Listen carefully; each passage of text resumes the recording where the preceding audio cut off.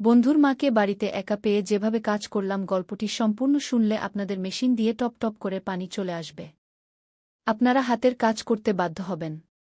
হাতের কাজ করার আগে অবশ্যই হাতের কাছে টিস্যু রাখবেন এবং গল্পটি শোনার আগে কানে হেডফোন লাগিয়ে নিবেন। আমি চাকরির খোঁজে শহরে এসেছিলাম, তখনই আমার বন্ধু আমাকে তার বাড়িতে থাকার জন্য জিদ করল।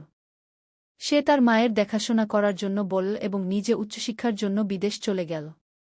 যেই সে বিদেশে গেল, তার মায়ের আমার প্রতি আচরণ বদলাতে শুরু করল। সে প্রায়ই আমাকে তার ঘরে ডাকত। একবার তো সে মিথ্যা অজুহাত তৈরি করে বলল যে তার খুব ভয় লাগছে এবং আমাকে তার ঘরে ডাকল।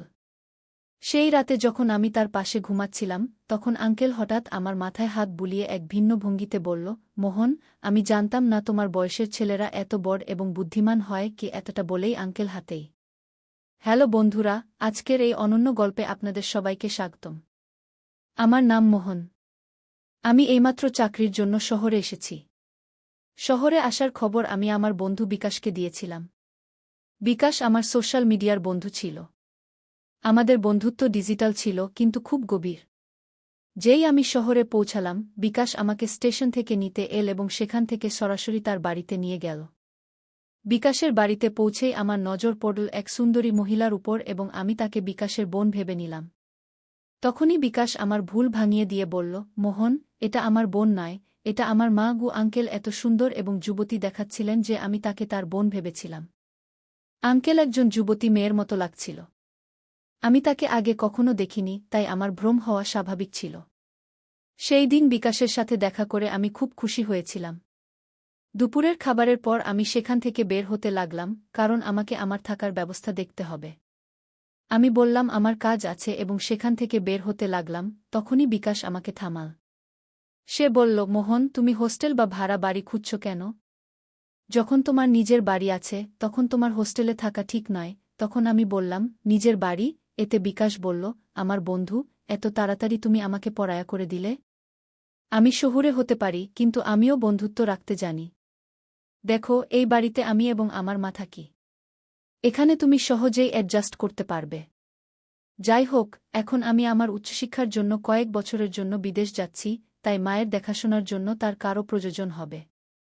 আমার বিদেশ যাওয়ার পর তুমিও আমার মতো আমার মায়ের দেখাশোনা করবে কি? বিকাশের কথা শুনে আমি আবেগপ্রবণ হয়ে গিয়েছিলাম, কারণ সে আমাকে পরায়া মনে করেনি, বরং নিজের মতো মনে করেছিল। বিকাশের কথাকে সমর্থন করে তার মাও বললেন, হ্যাঁ মোহন, বিকাশ ঠিক বলছে। যদি আমার বিকাশ বেটা বিদেশ চলে যায়, তাহলে দ্বিতীয় বেটা কি আমার কাছে থাকতে পারবে না? ঈশ্বর তোমাকে সঠিক সময়ে এখানে পাঠিয়েছেন, এর মানে ঈশ্বরের ইচ্ছা ছিল তুমি এখানে আমার সাথে থাকো। তাদের অনুরোধ এত বেড়ে গিয়েছিল যে আমি তাদের না করতে পারলাম না। দুদিন পর বিকাশ বিদেশ যাওয়ার ছিল। তার যাওয়ার পর আমি বাড়িতে আঙ্কেলের সাথে একা থাকলাম। নিজের বাড়ির পরিস্থিতি মাথায় রেখে আমি তাড়াতাড়ি চাকরি পেয়ে গিয়েছিলাম। 22 বছর বয়সে উচ্চশিক্ষার চিন্তা আমি ছেড়ে দিয়েছিলাম এবং টাকা কামানোর জন্য চাকরি জয়েন করলাম। আমার কাছে এত টাকা ছিল না যে আমি উচ্চশিক্ষা করতে পারি, তাই আমি চাকরি করার সিদ্ধান্ত নিলাম। শহরে আমি একটা ঠিকঠাক চাকরি পেয়ে গিয়েছিলাম। এদিকে বিকাশের ভাগ্য খুব ভালো ছিল যে সে 22 বছর বয়সে বিদেশে পড়ার সুযোগ পেয়েছিল। যাই হোক, ভাগ্যকার কেমন হয় তা বলে আমি আমার ভাগ্যকে দোষ দেওয়া বন্ধ করে দিলাম। সেই দিনের পর থেকে আমি বিকাশের মাকে আমার মা মনে করে তার সাথে থাকতে লাগলাম। কিন্তু আঙ্কেলের মনে আমার প্রতি অনুচিত অনুভূতি ছিল, যা প্রথমে আমার নজরে আসেনি। কিন্তু ধীরে ধীরে সেই সব কথা আমার চোখে পড়তে লাগল। আঙ্কেল শহরে চাকরি করতেন। সেই রাতে আঙ্কেল আমাদের দুজনের জন্য আমার পছন্দের খাবার বানিয়েছিলেন। তিনি বললেন, আমি তোমার সোশ্যাল মিডিয়া থেকে তোমার কিছু পছন্দের কথা জেনে নিয়েছি। তুমি তোমার বায়োতে লিখেছ যে তোমাকে মহারাষ্ট্রীয় খাবার খুব পছন্দ। আঙ্কেল আমার পছন্দের খেয়াল রাখতে শুরু করেছিলেন। সেই রাতে যখন আমরা খাবার খাচ্ছিলাম, তিনি আমার পাশে এসে বসলেন। তিনি আমার থালায় একটা রুটি রাখলেন। খাবার শেষ হয়ে গেলে আমি আঙ্কেলকে সাহায্য করতে লাগলাম এবং ডাইনিং টেবিল থেকে বাসন তুলতে লাগলাম। আমার কাজ দেখে তিনি বললেন, তুমি একদম পারফেক্ট ছেলে। আমি অনেকবার বিকাশের মুখে তোমার প্রশংসা শুনেছি এবং তখন থেকেই আমি তোমার সাথে দেখা করার জন্য উৎসুক ছিলাম। তুমি আর বিকাশে অনেক তফাৎ। বিকাশ কখনো বাড়ির কাজে সাহায্য করে না, উল্টো সে বাড়ির জিনিস এদিক ওদিক ছড়ানোর এক্সপার্ট। বিকাশের মজার কিস্সা শুনে আমি হাসতে লাগলাম। হাসতে হাসতে আঙ্কেল হঠাৎ চুপ হয়ে গেলেন। আমার মনে হলো সে বিকাশের কথা মনে পড়ে আমি ভেবেছিলাম যে সে হয়তো বিকাশের কথা ভাবছে, তাই আমি তার কাঁধে হাত রেখে বললাম, আন্টি, যদি তোমার বিকাশের কথা মনে পড়ে তাহলে আমি তাকে ফোন করে দিতে পারি। তুমি এত দুঃখিত হয়ো না। তখন আন্টি আমার হাতের উপর হাত রেখে বলল, বিকাশ চিরতরে বিদেশে যায়নি, আমি তা ভালো করেই জানি। এখন আমি তার স্মৃতিতে শান্ত হয়ে বসে থাকতে চাই না, বরং আমি হঠাৎ তোমার চিন্তায় হারিয়ে গিয়েছিলাম। এরপর সে বলল, আমি ভাবছিলাম তুমি কতটা পারফেক্ট। যদি তুমি এভাবে আমাকে বারবার ইমপ্রেস করতে থাকো তাহলে আমার কি হবে? তুমি আমাকে এভাবে বারবার ইমপ্রেস করো না, নইলে তোমার পক্ষে আমাকে সামলানো কঠিন হয়ে যাবে। এই কথা বলে আন্টি আমার হাত থেকে প্লেট নিয়ে রান্নাঘরে চলে গেল। কিছুক্ষণ আমি একই জায়গায় দাঁড়িয়ে থাকলাম। আন্টির কথাগুলো আমার মাথার উপর দিয়ে চলে গেল। ধীরে ধীরে আন্টি আমার সামনে তার সৌন্দর্যের প্রভাব ফেলতে শুরু করল। সে প্রতিদিন সকালে উঠে যোগা করত। যখন আমি তাকে যোগা করতে দেখলাম তখন আমি বুঝতে পারলাম কেন সে এত যুবক দেখায়। একদিন আন্টি আমাকে অফিস থেকে তাড়াতাড়ি বাড়ি ডেকেছিল, কারণ তার মার্কেটে শপিং করতে যাওয়ার প্রয়োজন ছিল এবং সে চেয়েছিল আমি তাকে নিয়ে যাই। সেই দিন আমি দুপুরে অর্ধদিনের ছুটি নিয়ে বাড়ি এলাম। বাড়ি পৌঁছে আমি বারবার ডোরবেল বাজালাম, কিন্তু ভেতর থেকে কোনো সাড়া পেলাম না। সম্ভবত ডোরবেলও বাজছিল না। তখন আমি আমার কাছে রাখা অন্য চাবি দিয়ে দরজার তালা খুলে ভেতরে ঢুকলাম। হলরুমে কাউকে দেখতে পেলাম না। ঠিক তখনই আমি আন্টির রুম থেকে পানির শব্দ শুনতে পেলাম। আমার মনে হলো বাড়ির কোনো রুম থেকে পানি চলছে, কারণ আমাকে তাড়াতাড়ি বাড়ি ডাকার পরেও আন্টি কোথাও দেখা যাচ্ছিল না। কে জানে কতক্ষণ ধরে পানি নষ্ট হচ্ছিল। আর যাতে বেশি পানি নষ্ট না হয় তাই আমি পানির শব্দের দিকে যেতে শুরু করলাম। পানির শব্দের দিকে এগিয়ে আমি একটি রুমের কাছে পৌঁছালাম, যেখান থেকে বাথরুমে পানির শব্দ আসছিল। আমি দরজা খুলতে হাত বাড়ালাম, ঠিক তখনই ভেতর থেকে দরজা খুলে গেল। সামনে আমি আন্টিকে দাঁড়িয়ে থাকতে দেখলাম, যে সম্পূর্ণ ভিজে গিয়েছিল। তার মুখে ভেজা চুল থেকে পানির ছোট ছোট ধারা পড়ছিল। তার সেই মোহনীয় রূপ দেখে কিছুক্ষণের জন্য আমি সেখানে দাঁড়িয়ে থাকলাম এবং তাকে একদৃষ্টে তাকিয়ে রইলাম। আন্টির সেই সৌন্দর্যে এতটাই হারিয়ে গিয়েছিলাম যে আমার হুঁশ ছিল না। যখন আমি দরজা বন্ধ হওয়ার শব্দ শুনলাম তখন আমার হুঁশ ফিরল। আমি বুঝতে পারলাম আন্টি আমাকে সামনে দেখে আবার বাথরুমের ভেতর দরজা বন্ধ করে দিয়েছে। আমি সেখান থেকে বেরিয়ে হলরুমে এসে বসলাম। কিছুক্ষণ পর আন্টি হলরুমে এল এবং আমাকে বলল, মোহন, তুমি এসে গেছ? আমার রুমে কেন চলে এসেছিলে? তোমার রুমে পানি আসে না? তখন আমি আন্টিকে বললাম, আমি তোমার কোনো সাড়া পাচ্ছিলাম না, তাই ভেবেছিলাম তুমি এখনও বাড়ি ফেরনি। আমি নলের পানির শব্দ শুনতে পেয়েছিলাম, তাই তোমার রুম পর্যন্ত চলে এসেছিলাম। এতে সে বলল, আচ্ছা, কিছুক্ষণ আগে যা ঘটেছে তা সব দৃষ্টিভ্রমের কারণে হয়েছে। আজ আমি স্যান্ডেল বাড়ির দরজার পাশে রেখেছিলাম, তাই সম্ভবত তোমার খেয়াল হয়নি যে আমি বাড়িতেই আছি। যাও, তুমিও ফ্রেশ হয়ে আসো। আমি প্রস্তুত হয়ে আসছি। এ কথা বলে আন্টি তার রুমে চলে গেল এবং আমিও ফ্রেশ হতে আমার রুমে চলে গেলাম। কিছুক্ষণ পর আমরা দুজনই আমাদের নিজ নিজ রুম থেকে প্রস্তুত হয়ে মার্কেটে যাওয়ার জন্য বেরিয়ে এলাম। আন্টি খুব সাধারণ পোশাকে প্রস্তুত হয়েছিল, কিন্তু তবুও সে খুব সুন্দর লাগছিল। তাকে দেখে আমার মনে হচ্ছিল যেন প্রথমবার কোনো নারীর এমন সৌন্দর্য দেখছি। তখনও আমি বারবার আন্টির দিকে তাকাচ্ছিলাম। সে আমার কাছে এল এবং আমার চুলে হাত বুলিয়ে বলল, মোহন, ওরে তুমি বারবার কি ভাবছ? চলো, এখন তাড়াতাড়ি করো। আন্টির কথা শুনে আমি নিজেকে আবার হুঁশে আনলাম এবং তার সাথে মার্কেটের দিকে রওনা দিলাম। গাড়িতে আমার পিছনে বসার পর সে তার দুটি হাত আমার কাঁধে রাখল। মার্কেটে যেখানেই তার যেতে হতো আমি তাকে সেখানে নিয়ে যাচ্ছিলাম। বাড়ি ফেরার পর আন্টি আমার গালে হাত বুলিয়ে বলল, তোমাকে পারফেক্ট ম্যানের নাম পুরোপুরি স্যুট করে, কারণ তুমি সত্যিই ঠিক তেমনি, একদম পারফেক্ট। তুমি কোনো অভিযোগের সুযোগই দাওনি।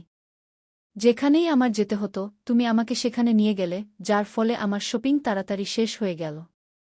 নইলে তোমার বন্ধু বিকাশ আমাকে একটি দোকানে রেখে দিত এবং বাকি জায়গাগুলোতে আমাকে পায়ে হেঁটে যেতে হতো। আমি যখন ভাবছিলাম কিভাবে সে আমাকে প্রশংসা করল, তখনই আমি সেই চিন্তায় মগ্ন হয়ে এক জায়গায় দাঁড়িয়েছিলাম। এই সময়ে আন্টি স্যুট পরে আমার সামনে এসে দাঁড়াল এবং বলল, আমি এতে কেমন দেখাচ্ছি? আমি বললাম, আপনি এতে খুব সুন্দর দেখাচ্ছেন, শুধু ড্রেসটা একটু ঢিলা। আমার এই কথা শুনে আন্টি বলল, সম্ভবত পিছনের রিবন আমি বাঁধিনি। মোহন, তুমি কি আমাকে একটু সাহায্য করবে রিবন বাঁধতে? এবং তারপর আমি তার সাহায্য করতে লাগলাম।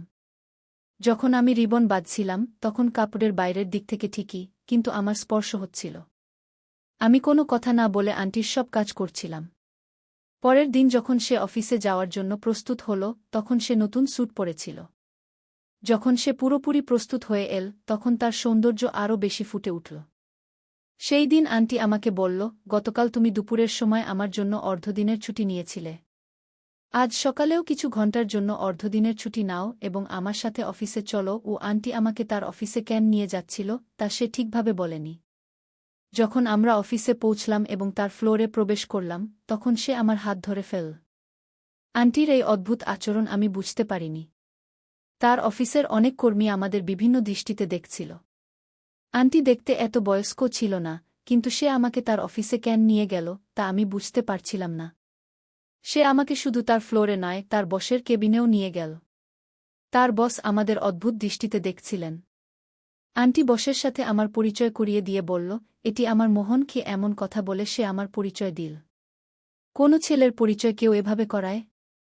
বসের সাথে পরিচয়ের পর আন্টি আমাকে বাইরে নিয়ে এল এবং আমাকে সেখান থেকে যেতে বলল। আন্টির অফিসে আমি তার থেকে কোনো প্রশ্ন করতে পারিনি। যখন সন্ধ্যায় বাড়ি ফিরলাম, তখন আন্টির আচরণ একটু অদ্ভুত ছিল। বাড়ি ফিরেই আন্টি আমাকে জড়িয়ে ধরে বলল, আজ তুমি আমার সাথে অফিসে এসে আমার অনেক বড় সাহায্য করেছ। ওই আন্টি আমার সাথে কথা বলছিল, এমন সময় হঠাৎ জোরে বজ্রপাত হল, যার শব্দে আন্টি ভয় পেয়ে গেল এবং সে আমাকে জড়িয়ে ধরে ফেল। সেই সময় তার সেই জড়িয়ে ধরা ভাবনা একটু আলাদাই ছিল। যখন বজ্রপাতের শব্দ বন্ধ হল, তখন আন্টি আমার থেকে দূরে সরে গেল। কিন্তু যাওয়ার সময় আমার মুখে হাত বুলিয়ে বলল, ভালো হল তুমি তাড়াতাড়ি বাড়ি ফিরে এসেছ। দেখো না, তোমার আসার কিছুক্ষণ পরেই এত জোরে বৃষ্টি শুরু হয়ে গেল। ও আন্টি আমার জন্য বেশি চিন্তা করতে শুরু করেছিল এবং তার এই চিন্তা আমার ভালো লাগছিল। কিন্তু একই সাথে আমার তার উপর কিছু সন্দেহ হচ্ছিল। সেই সময় আন্টি দরজায় দাঁড়িয়ে উৎসুকভাবে বৃষ্টি দেখছিল, কিন্তু বাইরে যেতে ভয় পাচ্ছিল। তার মুখ থেকে আমি স্পষ্ট দেখতে পাচ্ছিলাম যে সে বৃষ্টিতে ভিজতে চায়। তখন আমি তার হাত ধরে তাকে বাইরে কম্পাউন্ডে নিয়ে গেলাম। আন্টি বৃষ্টিতে ভিজতে ভয় পাচ্ছিল, কিন্তু আমি তার হাত ধরে তাকে বৃষ্টির মজা নিতে বললাম। বৃষ্টির আনন্দ নিতে গিয়ে তার মুখে যে খুশি ছিল তা দেখে আমিও খুব খুশি হচ্ছিলাম। আন্টি সম্পর্কে আমার মনে কী অনুভূতি হচ্ছিল তা আমি নিজেও বুঝতে পারছিলাম না। আন্টি যেন কোনো বলিউড চলচ্চিত্রের মতো বৃষ্টিতে ভিজতে শুরু করল। সে বৃষ্টিতে মেতে গিয়ে বারবার আমার চারপাশে ঘুরছিল এবং আমার হাত ধরে নাচার চেষ্টা করছিল। তখন আন্টি আমাকে বলল, মোহন, তুমি সত্যিই খুব আলাদা। আজ তোমার সাথে পানিতে ভিজতে গিয়ে আমার মনে হচ্ছে যেন আমি কোনো চলচ্চিত্রের নায়িকা আর তুমি আমার নায়ক। ও আন্টি এই সব কথা খুব স্বাভাবিকভাবে বলে দিল, কিন্তু আমার মনে এর প্রভাব একটু আলাদা রকম হচ্ছিল। বাড়িতে ঢোকার সাথে সাথেই আন্টি আমার জন্য তোয়ালে নিয়ে এল এবং নিজের হাতে আমার চুল মুছতে লাগল। তখনই আমাদের চোখে চোখ পড়ল এবং আন্টি আমাকে খুব স্নেহের দৃষ্টিতে দেখছিল। আন্টি বলল, মোহন, তুমি যেভাবে আমার সাথে কথা বল তা বিকাশ কখনো বলেনি। সে তো সবসময় তার পড়াশোনায় ব্যস্ত থাকত। সে কথা বলছিল। এমন সময় আমি তাকে জিজ্ঞাসা করলাম, আন্টি, তুমি তোমার বসের সাথে আমার পরিচয় আমার মোহন বলে কেন করালে? এর মানে কি? এটি শুনে আন্টি একদম চমকে গেল এবং সেখান থেকে চলে গেল। কিন্তু রাতে ঘুমানোর সময় আন্টি আমাকে তার রুমে ডাকল। সে বলল, আজ আমার খুব ভয় লাগছে। তুমি কি আজ আমার রুমে ঘুমাতে পারো? সাহায্যের স্বরূপ আমি আন্টির রুমে ঘুমানোর জন্য প্রস্তুত হলাম। সেই রাতে আন্টির রুমে ঘুমানোর সময় আমার বারবার মনে হচ্ছিল যেন কেউ আমাদের রুমের গুপ্তচরবৃত্তি করছে। আমার চোখ কখনো দরজায়, কখনো জানালায় যাচ্ছিল। ঘুমানোর আগে আমি আন্টির দিকে তাকালাম, তখন সে আমাকে দেখছিল। আন্টি বলল, মোহন, তুমি এখনো ঘুমাওনি? আমি উত্তর দিলাম, আমার মনে হচ্ছে কেউ এই রুমের গুপ্তচরবৃত্তি করছে। এতে আন্টি বলল, আমাকেও তখন থেকে এটি ঠিক এমনই মনে হচ্ছিল, তাই আমিও ঘুমাতে পারিনি। সম্ভবত এটি আমাদের ভ্রম ছিল। এ কথা বলে আন্টি আমাকে স্পর্শ করে ঘুমানোর চেষ্টা করলেন। কিছুক্ষণ পরই হঠাৎ ঘরের লাইট চলে গেল এবং কেউ মায়ের কণ্ঠে ডাক দিল। এই আওয়াজে আমার এবং আন্টির ঘুম ভেঙে গেল। উঠে দেখলাম বিকাশ সামনে দাঁড়িয়ে আছে। সে আমাদের দিকে তাকিয়েছিল এবং তার মাকে বলল, মা, তুমি এটা কি করছ? মোহন আমার বন্ধু। তোমার জন্য এমন আচরণ শোভনীয় নয়। এখন তোমাকে মা বলতেও আমার লজ্জা হচ্ছে। আমি বিকাশকে বললাম, বিকাশ, তুমি অকারণে এমন ভাবো না। আন্টির ভয় হচ্ছিল, তাই তিনি আমাকে তার ঘরে ঘুমাতে ডেকেছিলেন। কিন্তু আন্টি যেভাবে আমাকে স্পর্শ করেছিলেন তা দেখে যে কেউ ভুল বুঝতে পারত। বিকাশ তার মায়ের উপর অযৌক্তিক কথা বলতে শুরু করল। তা শুনে মনে হচ্ছিল সে হঠাৎ বাড়ি আসেনি, বরং এটি তার কোনো পরিকল্পনা ছিল। আমি বিকাশকে বললাম, বিকাশ, এত ছোট বিষয়ে তুমি আন্টির উপর কিভাবে এমন অভিযোগ করতে পার? তুমি নিশ্চয়ই অন্য কোনো রাগ প্রকাশ করছ। আর আমাকে বল, তুমি তো বিদেশে গিয়েছিলে, হঠাৎ বাড়ি কিভাবে এলো? এতে বিকাশ বলল, আমি বিদেশে যেতে পারিনি, কারণ আমার মায়ের কাছে পর্যাপ্ত টাকা ছিল না। মা টাকার ব্যবস্থা করতে পারেননি, তাই আমি আমার চাচার কাছ থেকে কিছু টাকা নিতে গিয়েছিলাম। আমি মাকে বলিনি যে আমি চাচার কাছে গিয়েছি। যেদিন আমি চাচার কাছে টাকা নিতে গিয়েছিলাম, তিনি আমাকে মায়ের সম্পর্কে কিছু কথা বলেছিলেন, যা আমি আগে লক্ষ্য করিনি। আমার চাচা আমাকে বলেছিলেন যে আমরা কয়েকবার তোমার মাকে কোনো অপরিচিত পুরুষের সাথে ঘুরতে দেখেছি। আমি তার কথায় বিশ্বাস করেছিলাম, কারণ তার কথা সন্দেহ করার কোনো কারণ ছিল না। আমার বাবা না থাকা সত্ত্বেও মা এত সাজগোজ করতেন, কিন্তু এটা কার জন্য? আমি কখনোই এদিকে মনোযোগ দিইনি। সেই দিন চাচা আমার চোখ খুলে দিয়েছিলেন। তখনই আমি পরিকল্পনা করেছিলাম যে আমি মায়ের উপর নজর রাখব। সেই সময় তুমিও শহরে আসছিলে। আমার পরিকল্পনা অনুযায়ী আমি বলেছিলাম যে আমি দেশে যাচ্ছি এবং তোমাকে মায়ের সাথে থাকার জন্য জিদ করেছিলাম। আমি জানতাম যে আমার মায়ের খারাপ প্রভাব তোমার উপরও পড়তে শুরু করবে। তোমরা দুজনের মধ্যে যা চলছিল তা আমি বুঝতে পেরেছিলাম। মোহন, আমি তোমাকে এর জন্য দোষী মনে করি না। আসলে ভুল আমার মায়ের। তার নিয়ত খারাপ। তুমি শুধু তার কথায় প্রভাবিত হয়েছ। যখন বিকাশ শান্ত হল, তখন আমি তাকে বললাম, তুমি তোমার মায়ের উপর অভিযোগ করেছ, এখন খুশি হয়েছ? এখন বল, আর কিছু বাকি আছে কি? যদি থাকে তাহলে সেটাও বলে ফেল, কারণ পরে তোমার বলার সুযোগ থাকবে না। তখন আমি বললাম, বিকাশ, তুমি আমাদের উপর নজর রেখেছ, কিন্তু যা তুমি দেখার চেষ্টা করছিলে তা তুমি দেখনি। সে আমাকে তার অফিসে নিয়ে গিয়েছিল কারণ তার নতুন বস তার উপর নজর রাখছিল এবং তার সামনে এটা প্রমাণ করতে চেয়েছিল যে সে একা নয়, তার সাথে তার যুবক ছেলেও আছে। বসকে ছেলের ভয় দেখানোর জন্য সে আমাকে অফিসে নিয়ে গিয়েছিল। আর এখনও যখন সে আমাকে স্পর্শ করে ঘুমাচ্ছিল, তখন এটা এজন্যই যে সে আমার এবং তোমার মধ্যে কোনো পার্থক্য করে না। যদি তুমি অন্যের কথা শোনার বদলে তোমার মাকে বোঝার চেষ্টা করতে, তাহলে তোমার মুখ থেকে মায়ের সম্পর্কে এমন অশোভন কথা বের হতো না। কয়েকদিনের মধ্যেই আমি বুঝতে পেরেছিলাম যে আন্টি বাড়িতে থাকা সত্ত্বেও একা ছিলেন, যদিও তার যুবক ছেলে তার সাথে ছিল। তিনি তোমার কারণে দ্বিতীয় বিয়ে করেননি। তিনি শুধু তোমার জন্যই বেঁচে ছিলেন। কিন্তু যখন তোমার উপর মায়ের দেখভালের দায়িত্ব এলো, তখন তুমি মায়ের দিকে মনোযোগ দেওয়ার বদলে নিজের জগতে হারিয়ে গিয়েছিলে এবং মানুষের কথা শুনে মায়ের উপর অবিশ্বাস প্রকাশ করেছ। আমি কথা বলছিলাম, তখন আন্টি আমার কাঁধে হাত রেখে বললেন, মোহন, তোমার মধ্যে যে বুদ্ধিমত্তা আছে সম্ভবত তা বিকাশের মধ্যে নেই। কারণ আমি তাকে কখনো কোনো কিছুর জন্য সংগ্রাম করতে দিইনি। আমি তাকে সবকিছু সময়মতো দিয়েছি। কিন্তু আজ আমার ছেলে আমার ভালোবাসার বদলা আমাকে অবিশ্বাস করে শোধ করেছে। তোমার চাচা চাচি তোমাকে আমার বিরুদ্ধে উস্কে দিয়েছে, যাতে আমাদের মধ্যে দূরত্ব তৈরি হয়। চাচির কাছে সাহায্য চাওয়ার আগে আমি তোমার চাচার কাছে তোমার বাবার সম্পত্তির অংশ চাইতে গিয়েছিলাম। কিন্তু তিনি আমাকে কিছু দিতে অস্বীকার করেছিলেন। তখন আমি তাকে হুমকি দিয়েছিলাম যে আমি তাকে আদালতে টেনে নিয়ে যাব। যে তোমার চাচার কাছে তোমার অধিকার চাইতে গিয়েছিলাম তা শুধু তোমার জন্যই ছিল। কারণ আমি তোমার সুখ নষ্ট করতে চাইনি। আমাকেও তোমাকে বড় শহরে পড়াশোনার জন্য পাঠাতে হয়েছিল। কিন্তু আমি জানতাম না যে তুমি এত তাড়াতাড়ি অন্যের কথায় প্রভাবিত হয়ে যাবে। আজ তুমি তোমার মায়ের ভালোবাসার এটাই প্রতিদান দিলে। বেটাকে এ কথা বলে আন্টি কেঁদে ফেললেন। আন্টির কথা শুনে বিকাশের বুদ্ধি ফিরে এল। সে অন্যের কথায় প্রভাবিত হয়ে তার মায়ের উপর কি শ্বাস নিচ্ছিল না এবং সে আমার ও আন্টিকে সন্দেহ করেছিল। যখন বিকাশ তার ভুল বুঝতে পারল, তখন সে কাঁদতে কাঁদতে আন্টির কাছে ক্ষমা চাইল। সে একজন মা ছিলেন, তাই তিনি তৎক্ষণাৎ তার ছেলেকে ক্ষমা করে দিলেন। ক্ষমা চাওয়ার পর সে আমাকে তার বাড়িতে থাকার জন্য জোর করতে লাগল, কিন্তু এখন আমি সেখানে থাকতে পারছিলাম না কারণ সেই মা ও ছেলের তাদের সম্পর্ক ঠিক করতে সময় প্রয়োজন ছিল। বিকাশের উচিত ছিল তার মায়ের সততা ও তার জন্য তার সংগ্রাম দেখার, কারণ সে তার মায়ের পরিশ্রমের কোনো মূল্যায়ন করত না। আমি ছোটবেলা থেকেই আমার বাড়ির দারিদ্র্য দেখেছি এবং তখন থেকেই ছোটখাটো কাজ করেছি। বন্ধুরা, আজকাল বাবা-মা তাদের সন্তানদের সব ইচ্ছা তৎক্ষণাৎ পূরণ করে দেন এবং শিশুরা তার অভ্যাস গড়ে তোলে। যদি কখনো বাবা-মা তাদের সন্তানদের কোনো ইচ্ছা পূরণ করতে না পারেন, তাহলে শিশুরা তৎক্ষণাৎ রেগে যায় এবং তাদের কাছে কটূক্তি করতে শুরু করে। এই ধরনের পরিস্থিতি এড়াতে প্রতিবার শিশুদের সব ইচ্ছা পূরণ করা উচিত নয়। মাঝে মাঝে তাদের না শব্দটির সম্মুখীন হতে দেওয়া উচিত। শিশুদের বুঝতে হবে যে বাবা মা দিনরাত তাদের জন্য কত পরিশ্রম করেন, তবেই তারা সম্পর্ক, ভালোবাসা ও টাকার প্রকৃত মূল্য বুঝতে পারবে। তাই আমার প্রিয় বন্ধুরা, আজকের আমাদের ছোট্ট গল্পটি এখানেই শেষ। আপনার মতামত কমেন্ট বক্সে জানাতে ভুলবেন না।